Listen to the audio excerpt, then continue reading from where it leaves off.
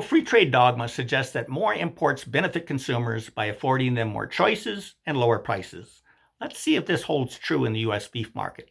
And we'll go back 9 years to 2016. This way, our analysis begins well before the widespread drought that began in 2020 and which accelerated the ongoing decline of our U.S. cow herd. So since 2016, the beef equivalent of cattle and beef imported into the U.S.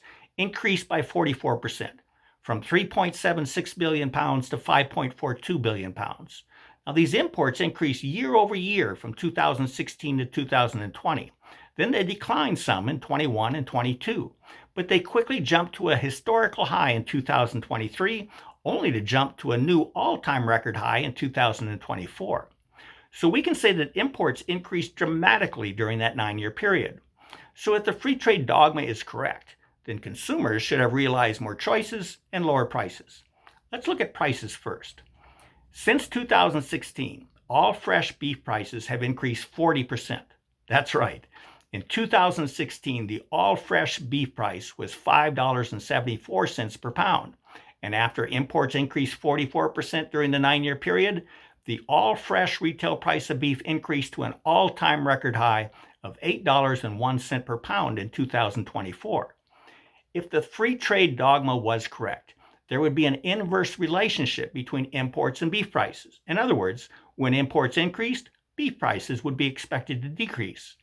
But they didn't. Instead, there's been a long-term positive relationship between imports and beef prices.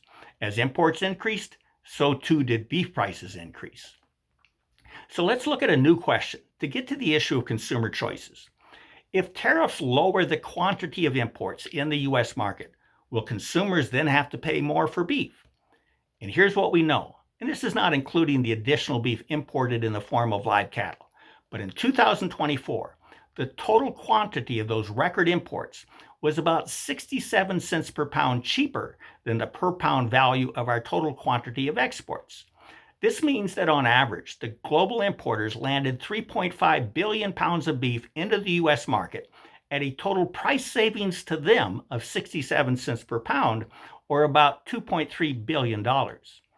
So did the global importers pass this total price savings to consumers by allowing them to choose between the cheaper imported beef and the higher valued domestic beef?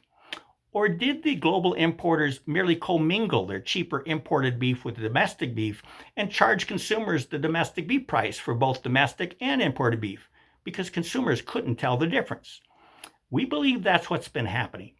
Because Congress has not passed mandatory country of origin labeling, or MCOOL, for beef, consumers cannot distinguish the cheaper foreign beef from domestic beef, and the global importers can charge the same price for both, since consumers have no way to differentiate between the two.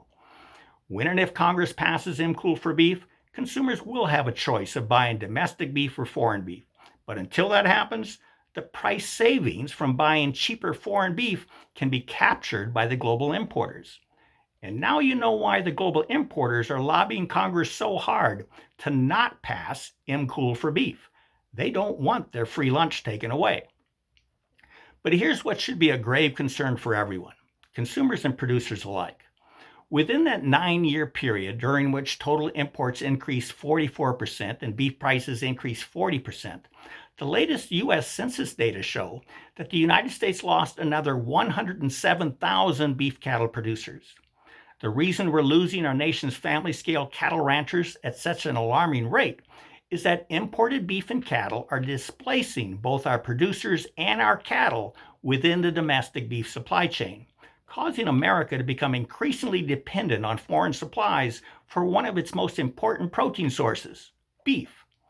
So how do we reverse this disastrous situation so consumers can have access to an abundant supply of affordable beef and the choice to purchase either foreign beef or domestic beef? Well, tariffs can help reduce the profit taking by the global importers by limiting the quantity of imports and reducing the price disparity between imported beef and domestic beef. And when MCOOL is finally passed, consumers can then choose to strengthen our domestic beef supply chain by choosing to buy beef produced by domestic ranchers. These two reforms will increase transparency and competition in the domestic beef market And that, more than anything else, will ensure that beef is priced fairly for consumers and that America's national security needs are met by becoming nearly self-sufficient in the production of beef. Now, this is not new dogma. Our plan replaces global power with competition, which will benefit everyone except the global importers.